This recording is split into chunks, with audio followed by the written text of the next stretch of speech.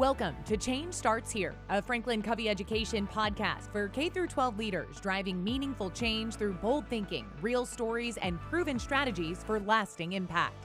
Now here are your hosts, Kim Yaris and Eve Miller. Hey, listeners, welcome to Change Starts Here, Research Conversations. I'm Kim Yaris, and I am here with my friend and colleague, Dr. Eve Miller. Hello. All right, so here we are, nearly the end of the school year, and as someone who has worked in and around classrooms for nearly 30 years, I know what those last few weeks of school feels like, right? It's time for tying up loose ends. We're collecting books, taking things off the walls.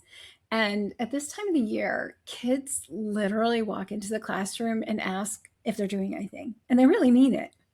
Yes. Yep.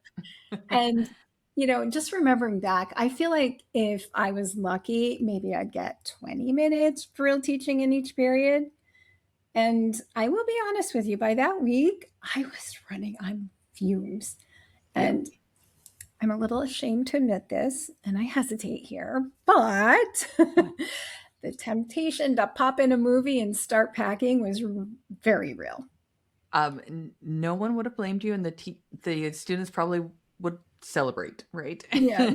Yes, that is very, very true. But here's what I felt then. I kind of felt it in my gut. But now that I understand the research better, here's the thing that I know. What happens in that last week is what the year becomes for those kids. While we would like to think that they are, fondly remembering back to that hands-on lesson that I did took up a whole weekend to prepare for back in October, that's long gone. But they do remember what happens in that last week. Right.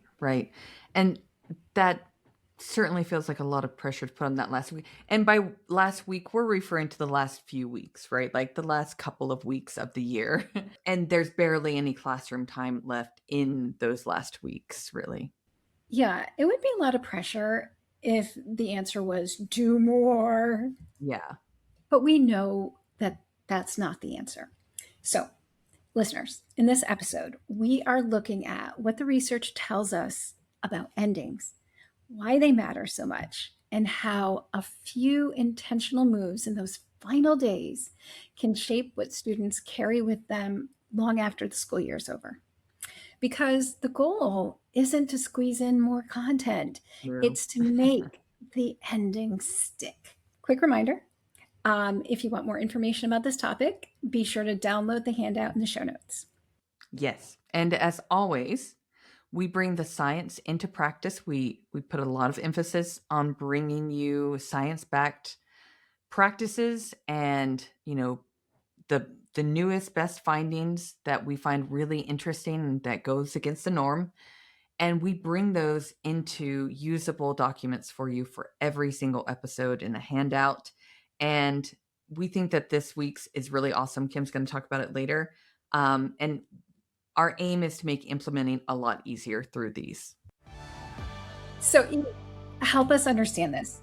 Why do endings carry so much weight? What is the research saying about this? Yes, let's lean into the research here because the science is stronger than most people realize. So Daniel Kahneman, Kim and I are fans of this gentleman. He ran a study all the way back in 1993 that became one of the most cited findings in decision research. So how we as humans make decisions. And what he did, listen to this. He had people put their hand in painfully cold ice water for 60 seconds. Okay, not going great so far. But then he had them do it again. Okay, put your hand back in there. And not only did they leave it in for 60 seconds, but they left it in for an additional 30 seconds. But in the final 30 seconds of the second round, they got slightly warmer cold water. So still painful, just less so. All right. Okay. So let me make sure I understand. So the second trial was longer Mhm. overall, just not as uncomfortable at the end? Yes, that's right. Yep. Okay. And you might think that there at the end, when they asked them, the whole point of all of this study was to say, which one would you be more willing to do? They said the longer one, the one they did last. Okay. Yeah. What? Yeah. And why this became, this really classic study in decision science is because he created this theory that started here, and it is this idea of the peak end rule. Peak end rule, right? Is what it's called. When we remember an experience, we don't average it out across all those great lessons that you planned all year. We remember the most intense moment. We remember the end. Those 2 points carry disproportionate weight in our memories. Okay. So if we're applying this to a school year, Yes. Yeah. of course, all the months of the school year matter, but Yes. this research is suggesting that what students will remember most, or one of the things that they'll remember most, Mhm. might be how they begin the year or and how we close it out. Uh, Yeah, yep, you're getting it right. Okay, so then I'm assuming we want Ben to end the school year on a high note, right? Pizza parties, awards, celebrations. Yeah, yep. And I mean, that's what most people would assume. And there's nothing wrong with that, right? Like these are all positives. These are all positives. But what we're bringing to you today is a nuance in the research that's really important because all of you listening have worked really hard to give students a fantastic year. So there's this Mhm. nuance in the research. And this is where we bring in some additional research here. So, what actually makes an ending stick isn't just that it's positive, it's that it feels meaningful. So it's not just about tacking on something nice at the end. What? That's not enough? Correct. If it feels disconnected from the experience, it doesn't land. Um, and the endings people carry with them are the ones where they can make sense of what happened, where they walk away thinking, that mattered. So when students can look back and say, here's what I learned, or here's how I grew, that's what sticks. Exactly. And you're taking us right into the other research that, combined with Kahneman's, really makes this a powerful set of findings. So there's this research, many of you might be familiar with the term on meaning making from Crystal Park. She's a psychologist, amazing researcher, and she's looked at how we make sense of important experience, especially the hard ones. So crossing into resilience research and how we connect these hard experiences and experiences in general to a larger sense of purpose. And we see the long term impact of this. In longitudinal research, students who could reflect on a turning point and articulate it and what they learned from it showed higher well being even years later. And it's not because the experiences were easier, but because they made meaning of them. So the question isn't, how do I make the last week feel good? It's, how do I help students see what their year added up to? And that's going to be remembering some of the tough things. Yeah, exactly. I mean, a helpful ending is one where students walk out knowing the year had meaning, even if parts of it were difficult. So, if endings matter this much, the practical question is, what can teachers actually do that last week of school? So, here's what we've got for you: two research backed moves that will help end the year on a high note. Oh, I'm excited for these. Give us the first one.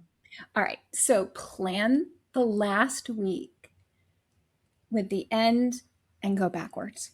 Mm, Right? mm, So, most of us plan that last week by starting with everything that has to get done: yearbooks, cleanup, returning materials, finishing projects, signing things, and we just sort of push through until the clock runs out. But if we know ending shape memory, then we need to ask a different question. What do I want the final shared moment to be? Mm, yeah. So instead of asking, what do I still need to get through? Right? You're asking, what do I want them to walk out carrying? Exactly. And it can Okay. be small.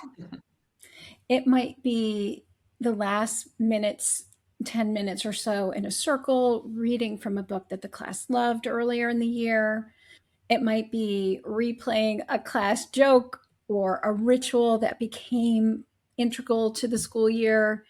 It might be each student sharing one word about what they're taking with them while you write those words on the board and leave them there as they walk out, right? So it can be sentimental, but it doesn't have to be. The key is that it needs to be intentional. And that is, that's the last 30 seconds of the ice water, right? That's the peak end rule working for you instead of against you to give a really nice ending to the year. Yeah, you're deciding what the last note, that final note, is going to be. I like that. So, what's the second thing educators can do? All right, I love this. So give students a structured reflection that helps them see what their year added up to. Oh, yes, yes. You're going deeper with the meaning making research. This is fantastic. I love how you're bringing this in. Okay, and here's what it looks like in practice. So you give students a short set of reflection questions, like 4 or 5 prompts that help them make sense of their year. So, for example, some things that you might ask are things like, what's a moment from this year that really stands out to you? And also, why? Why is it that it stands out? Okay. Yeah. Um, what was something that was hard at first, but now you're able to do? Um, what is something you're proud of getting better at this year? Who helped you this year? Or even who did you help? And what is something you're taking with you into the next school year? So, questions like those are doing something very specific. They're helping students name moments of growth, challenge, pride, and connection, the kinds of moments that end up defining how they remember the year. Mm. So they're not just remembering, they're making meaning. And after that, is it done? Do they need to do anything more with it?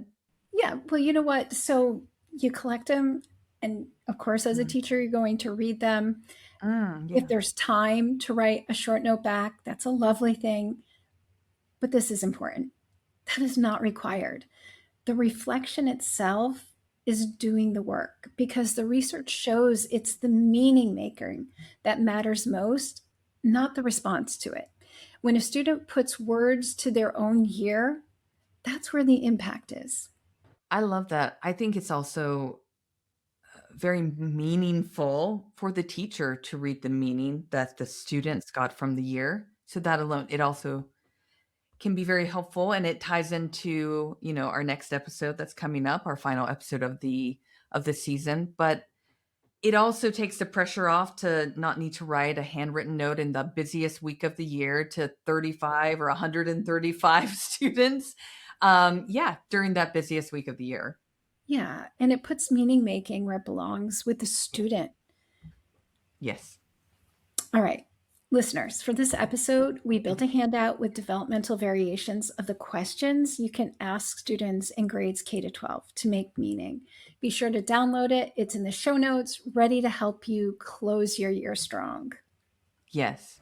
If you take one thing from this episode, perhaps take this. The last week of school is not a logistical problem to survive, understandably.